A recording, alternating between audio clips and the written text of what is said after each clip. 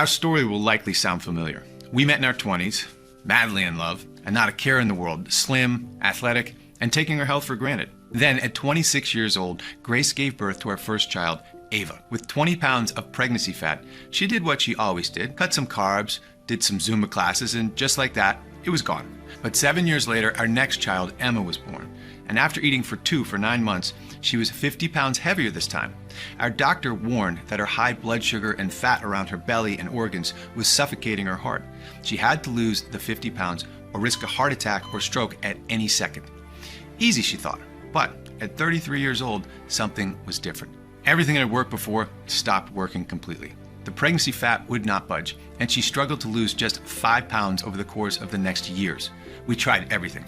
Keto, Atkins, paleo, vegan, detoxes. We spent thousands on Weight Watchers, Jenny Craig, and Nutrisystem. Heck, we even bought a Peloton bike, but that just made her knee pain worse. Sure, with every new miracle diet or workout, she lost a pound or two and felt hope and excitement that she was finally on the right track. But they were impossible to stick to. And by day 4 to 5, her cravings for Krispy Kremes and Ben & Jerry's overpowered her.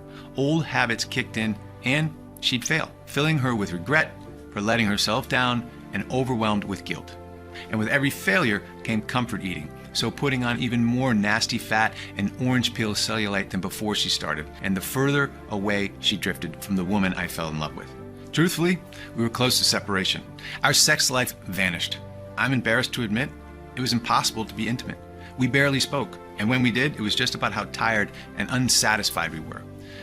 This went on for 9 years, and instead of losing weight, she was now 59 pounds heavier, depressed and in chronic back pain. She stopped getting dressed in front of me, stopped looking in mirrors. She'd lock the door when she took a shower.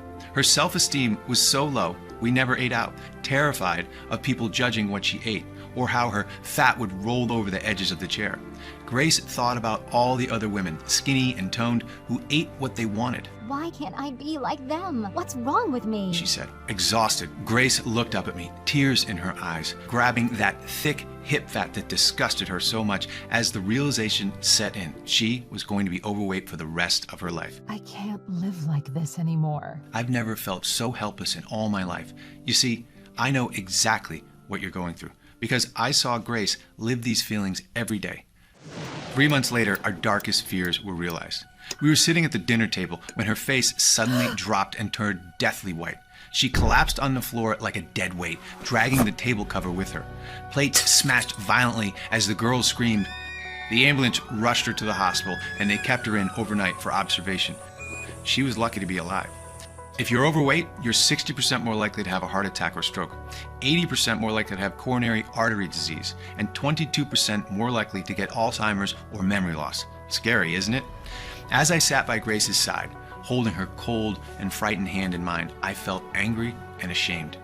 Angry at the deceitful weight loss industry who, for over a decade, had drained our bank accounts and whose solution only made my wife sicker.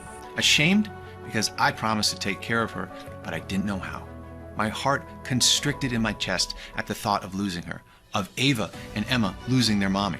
That night, we prayed to God for a miracle. Please don't die, Mommy. Please don't go. And I know he heard us, because Grace made an incredible recovery that night. And what happened next was the most bizarre and eye-opening moment of my life, and the breakthrough we needed, and you need too.